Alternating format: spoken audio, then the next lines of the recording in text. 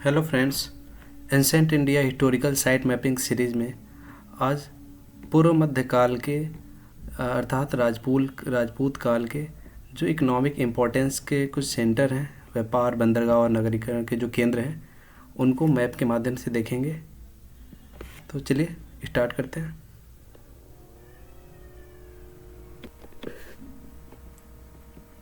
First, Thaneshwar.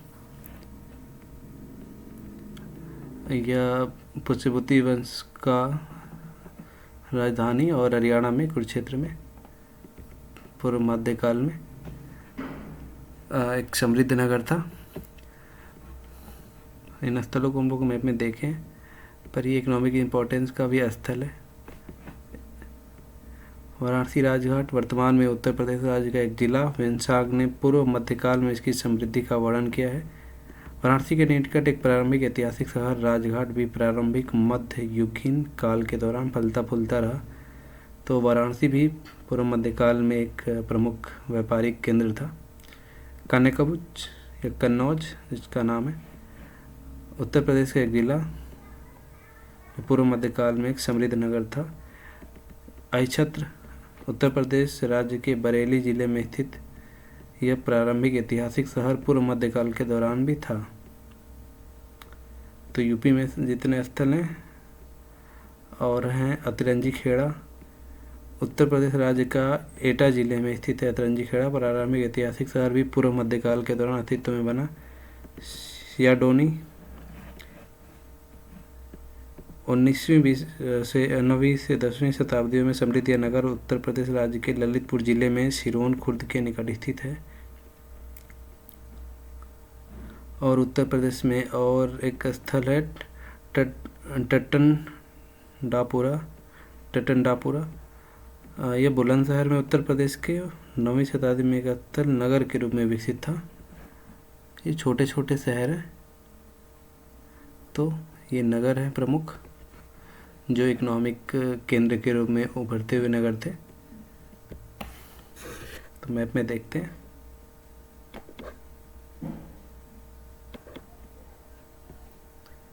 ये हरियाणा के कुरुक्षेत्र में ये थानेश्वर। सेकेंड है ये वाराणसी में राजघाट।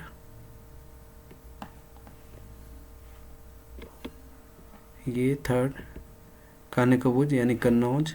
और ये है चौथे नंबर पे अहिछत्र। और ये है अतरंजी खेड़ा 5वें नंबर पे। ये अतरंजी खेड़ा।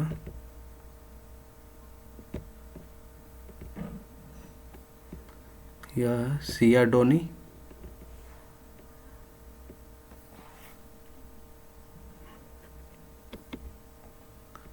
सातवें नंबर पे टटनडापुरा जो था ये है। ये बस कुछ खास इसमें नहीं है, बस वही है कि पूर्व मध्यकाल में कुछ प्रमुख नगर जो इमर्ज कर रहे थे।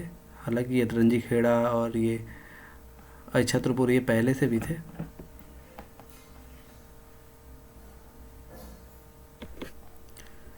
इसके अलावा अब प्रमुख बंदरगाह, पूर्व मध्यकाल के बंदरगाह। देवल, यह प्रसिद्ध बंदरगाह स्थल वर्तमान में पाकिस्तान के कराची के निकट है। देवल से ही सबसे पहले मोहम्मद गजनवी तुर्कों का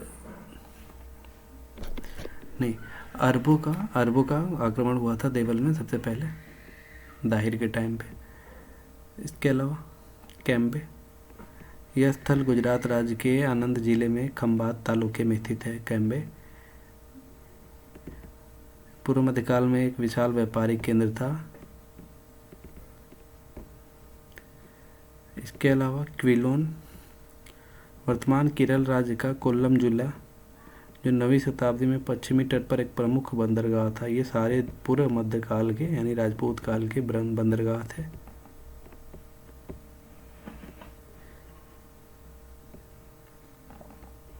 देवल, कैम्बे और क्विलोन।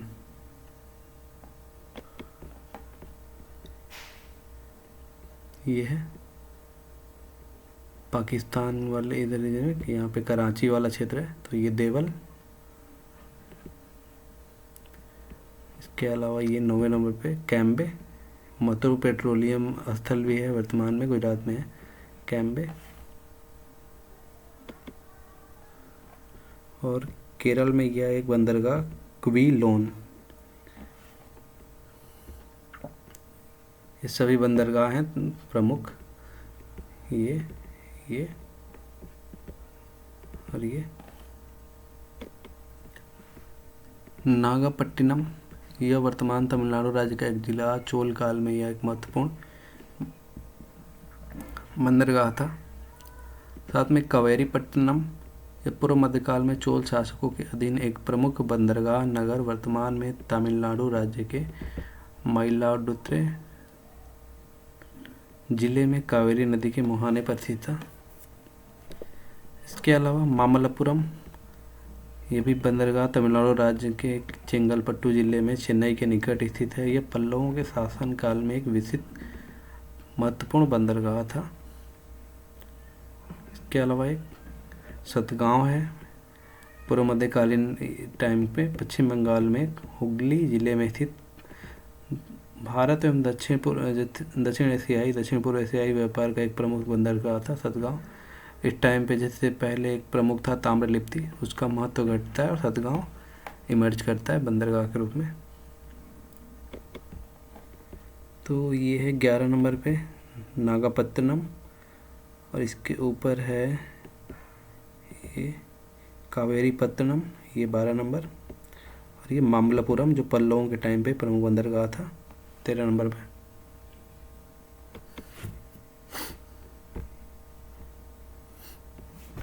यहाँ पे सतगांव,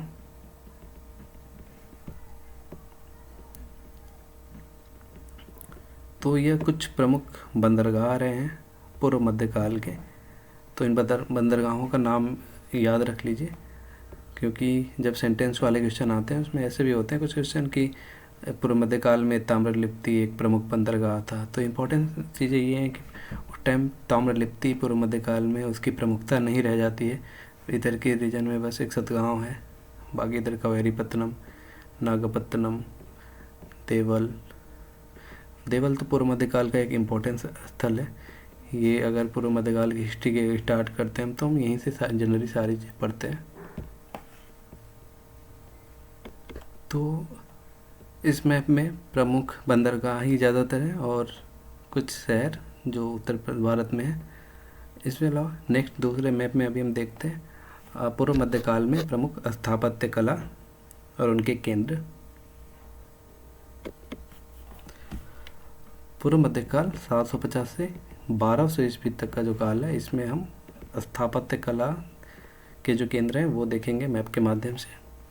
तो चलिए देखते हैं स्थापत्य कला।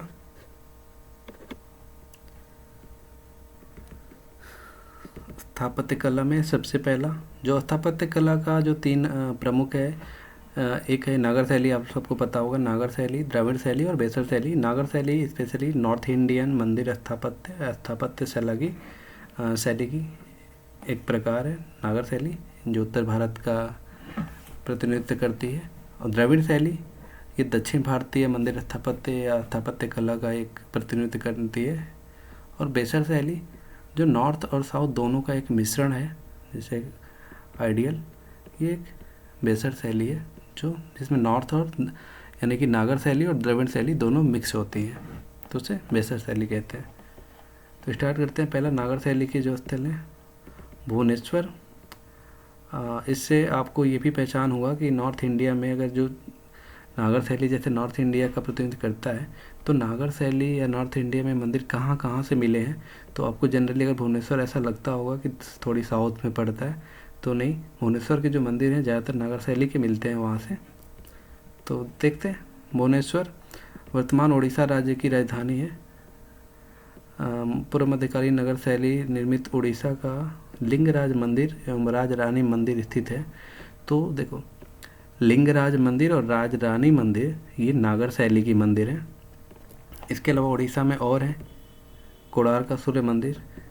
यह मंदिर उड़ीसा में पुरी राज्य के निकट कोणार्क में स्थित है। इसका निर्माण 13वीं शताब्दी में पूर्वी गंग वंश के शासक नरसिंह देव प्रथम ने मंदिर स्थापत्य की नागर शैली में करवाया था। तो कोणार्क का सूर्य मंदिर की स्थापना कराए थे पूर्वी गंग वंश के शासक नरसिंह देव प्रथम ने। तो ये हुआ।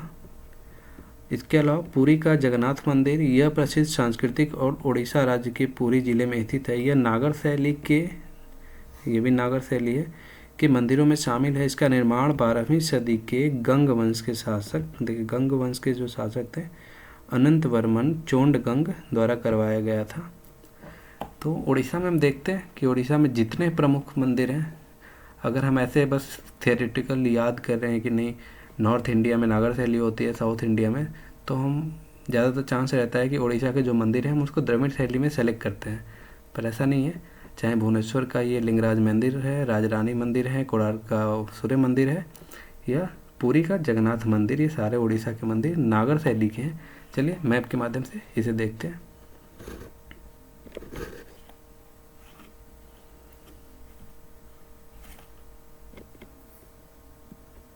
तो ये उड़ीसा है, ये वेस्ट बंगाल, ये उड़ीसा। इसमें सबसे पहले उड़ीसा में हम देखते हैं भुवनेश्वर में जो लिंग, ये पहले नंबर पे है, ये इतना, तो इसमें 3 स्पॉट है। तो ऊपर जो सबसे पहले ये जहाँ एरो है, ये है आपका भुवनेश्वर में, जहाँ पे राजरानी का मंदिर और लिंगराज मंदिर है। सेकंड पे आपका ये देखिए कोणार्क का सूर्य मंदिर, जो बिल्कुल ये बंगाल की खाड़ी है इसके पास है एकदम। तो ये इसको लोकेशन देखिए, पास में थोड़ा अंदर ये है लिंगराज मंदिर और राजरानी मंदिर। इसके अलावा इसके थोड़ी सी साउथ में आएंगे नीचे, और कोणार्क से थोड़ा सा इधर, तो ये आपका पड़ता है पुरी का, ये पुरी है, पुरी का जगन्नाथ मंदिर। तो ये है नागर शैली की मंदिरें यहाँ से मिलती है। ओके, तो चलते नेक्स्ट साइट, खजुराहो। यह प्रसिद्ध सांस्कृतिक केंद्र मध्य प्रदेश राज्य के छतरपुर जिले में स्थित है, बुंदेलखंड वाले क्षेत्र में। यहाँ पर पूर्व मध्यकाल में निर्मित एक प्रसिद्ध मंदिर कंदरिया महादेव मंदिर एवं 64 योगिनी मंदिर निर्मित है। तो खजुराहो, ये बुंदेलखंड में जो मंदिर स्थापत्य की सबसे ज़्यादा जिन्होंने योगदान दिया है चंदेलों ने दिया है। प्रसिद्ध चंदेल शासक विद्याधर ने कंदरिया महादेव मंदिर का निर्माण कराया था। तो और ये 64 योगिनी मंदिर, ये भी खजुराहो में। खजुराहो कई मंदिरों का, स्पेशली मंदिर और मूर्ति कला का एक बहुत ही संगम कह सकते हैं। यहाँ पे स्पेशली हिंदू और जैनिज्म यानी जैन धर्म से संबंधित मंदिर मिलती हैं। तो ये खजुराहो में कंदरिया महादेव 64 योगिनी, ये भी नागर शैली के मंदिर है। कलिंजर में उत्तर प्रदेश के बांदा जिले में है, पूर्व मध्यकाल में निर्मित नीलकंठ मंदिर स्थित है, यह भी नागर शैली के मंदिर है। इसके अलावा पहले इसको देखते हैं जो बुंदेलखंड के क्षेत्र में। तो ये चौथे नंबर पे है खजुराहो, बुंदेलखंड का मध्य प्रदेश के छतरपुर जिले में, और ये बांदा जिले में है। ये है कलिंजर, तो खजुराहो। नेक्स्ट माउंट आबू, यह स्थल राजस्थान के सिरोही जिले में स्थित है। यहाँ पर दिलवाड़ा जैन मंदिर और नागर शैली का उत्कृष्ट उदाहरण है एक, ये राजस्थान में। और सोमनाथ का मंदिर गुजरात, देखिए ये भी कुछ मध्य भारत का आसपास का क्षेत्र है, सौराष्ट्र राष्ट्र क्षेत्र में, सोमनाथ जिले में। यहाँ पर इसे प्रसिद्ध सोमनाथ मंदिर भगवान शिव को समर्पित है। देखिए सोमनाथ मंदिर किससे संबंधित है, भगवान शिव को। और इसका निर्माण भी नागर शैली की उप शैली है, गुजराती स्थापत्य शैली। तो देखिए गुजराती जो स्थापत्य शैली है वो भी नागर शैली की ही उप शैली है, तो ये याद रखना। चलते हैं, तो ये दोनों नागर शैली के, माउंट आबू सोमनाथ मंदिर। माउंट आबू सिरोही जिले में राजस्थान का, और ये है आपका सोमनाथ मंदिर, जिसे मोहम्मद गजनवी ने लूटा था। तो इसके अलावा बेसर शैली की मंदिर देखते हैं। बेसर को मैंने बताया कि ये नॉर्थ इंडिया यानी नागर शैली और साउथ इंडिया यानी द्रविड़ शैली की मिक्स शैली है ये बेसर शैली। तो बेसर शैली की प्रमुख मंदिर हैं एलोरा, महाराष्ट्र राज्य के औरंगाबाद जिले में राष्ट्रकूट शासक किस प्रथम ने बनवाया था यह कैलाश मंदिर बेसर शैली का उत्कृष्ट उदाहरण है। आपको देखिए सारी चीज़ों को याद रखना बहुत ज़रूरी है कि कहाँ पे स्थल जो मिलते हैं वो नागर कौन सी है, कौन सा बेसर शैली का है। जैसे एलोरा तो ये बेसर शैली की है, ना कि द्रविड़ शैली। इसकी बाह्य संरचना द्रविड़ शैली की है पर शिखर नागर शैली से निर्मित है एलोरा। तो होयसल स्थापत्य जो है ना, होयसल भी स्पेशली होयसल वालों ने भी, जो होयसल वंश वाले थे उन्होंने भी ज़्यादातर बेसर शैली के ही जो मंदिर निर्माण किए हैं, यानी कि मिक्स शैली में। तो हेलेबीड शासक जो थे, हेलेबीड जो जगह है कर्नाटक राज्य के हासन जिले में स्थित है। 12वीं शताब्दी में निर्मित होयसल मंदिर स्थित है जिसकी योजना स्वास्तिकार है।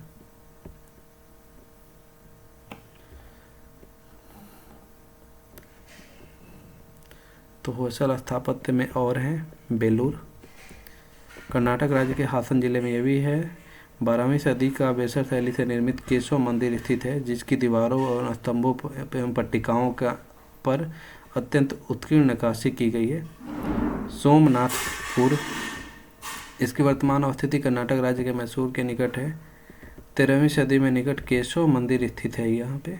इसका शिखर सामान्य ऊंचाई का है जो बेसर शैली की विशेषता है।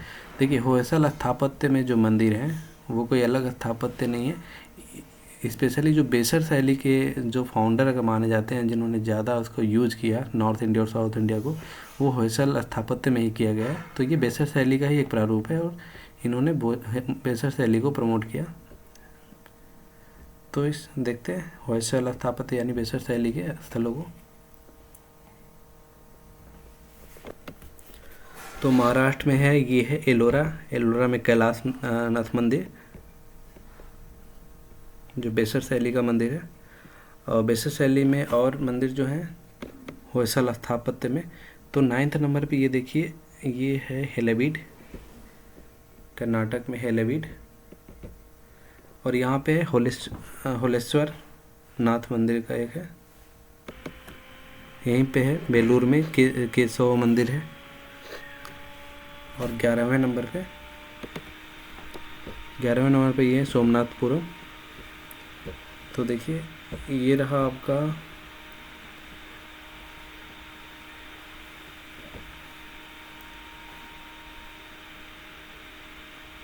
अगर ऐसे देखा जाए ना, ये यहाँ तक ये है, इसके ऊपर जितने मंदिर हैं ये सब नागर शैली में ज़्यादातर है। यहाँ तक का जो मिक्स वाला कुछ रीजन है ना, ये साइड स्पेशली बेसर शैली भी ज़्यादातर इस कर्नाटक वाले क्षेत्र में ही बेसर शैली रही है। हालांकि ये भी है कुछ। तो ये है बेसर शैली इधर। इसके अलावा साउथ इंडिया में जितने मंदिर बने हुए हैं इधर ये सब आंध्र प्रदेश में, वो सब द्रविड़ शैली के मंदिर हैं। तो द्रविड़ शैली में सबसे पहला है चोल स्थापत्य, भुवनेश्वर। ये धार्मिक स्थल तमिलनाडु राज्य के पुदुकोट्टई जिले में स्थित है। 9वीं सदी में चोल शासक विजयालय द्वारा द्रविड़ शैली में एक शिव मंदिर का निर्माण करवाया गया था।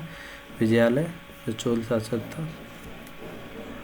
और पुलमंगई, इस धार्मिक स्थल की वर्तमान स्थिति तमिलनाडु राज्य के तंजौर जिले में है। पुलमंगई देखिए, ये एक भुवनेश्वर है, ये उड़ीसा वाला नहीं है। इससे पहले भी हम लोगों ने देखा था, तो क्लास में इसके बारे में बताया था। ये तमिलनाडु में है पुलमंगई।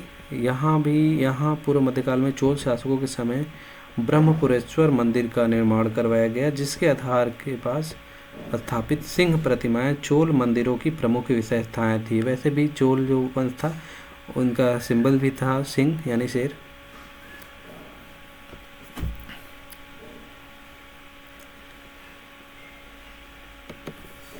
और ये है 14A महत्वपूर्ण धार्मिक स्थल तंजौर है 14 पे। और राज्य का एक जिला, यहाँ पे चोल स्थापत्य का एक उत्कृष्ट उदाहरण भगवान शिव को समर्पित बृहदेश्वर मंदिर है। इसका निर्माण चोल शासक राजराज प्रथम ने कराया था। और एक गंगाई चोलपुरम में, देखिए ये जो है ना गंगाई चोलपुरम में मंदिर हुआ था, ये भी बृहदेश्वर के 2 मंदिर हैं। एक तो राजराज प्रथम ने बनवाया था बृहदेश्वर वाला मंदिर, और दूसरा राजेंद्र प्रथम जो उनके बेटे होते हैं वो गंगई चोलपुरम को जो जीतने के बाद यहाँ पे बनाते हैं बृहदेश्वर का मंदिर। निर्माण 11वीं सदी में चोल शासक राजेंद्र प्रथम ने करवाया था। इसकी वर्तमान अवस्थिति अरियलूर जिले में है।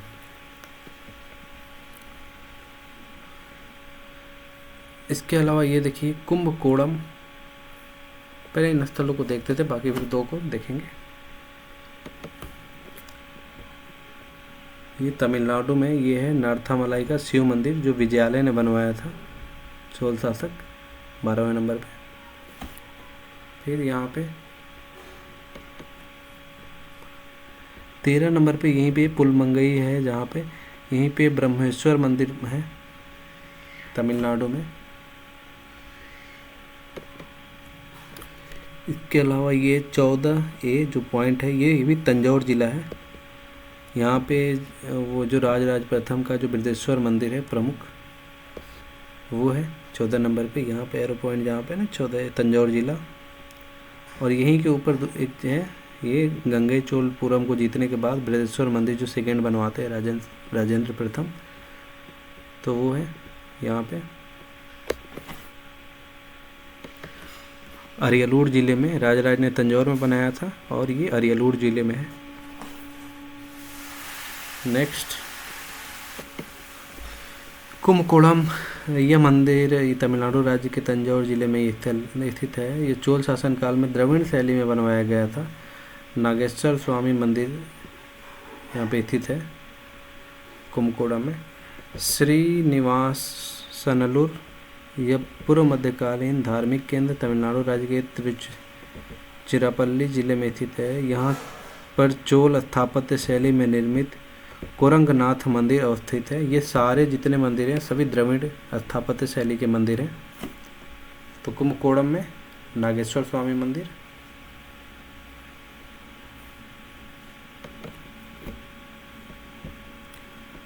देखो ये सारी यही स्थल हैं जहाँ पे तंजौर भी है, वहीं पे यहीं पे कुंभकोणम में है नागेश्वर नाथ मंदिर 15 नंबर पे ये।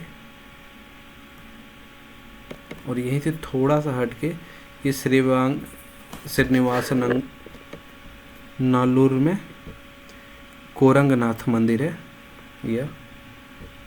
तो ये द्रविड़ स्थापत्य के मंदिर पूर्व मध्यकाल के। तो पूर्व मध्यकाल वैसे मंदिर स्थापत्य में काफ़ी समृद्ध रहा है स्थापत्य की दृष्टि से। जितने भी रीजनल शासक होते हैं वो कम से कम उनकी इकोनॉमिक एक्टिविटी चाहे जो भी हो, पर उन्होंने स्थापत्य पे बहुत ज़्यादा ध्यान दिया है, चाहे वो चंदेल हो, चाहे वो परमार हो, इसके अलावा पल्लव हैं। द्रविड़ शैली में स्पेशली तीन वंश ने अपना योगदान दिया है, जो हैं चोल, पल्लव और पांड्य शासकों ने। तो फिलहाल इस क्लास में इतना ही। नेक्स्ट में हम देखेंगे कुछ धार्मिक स्थल। Thank you.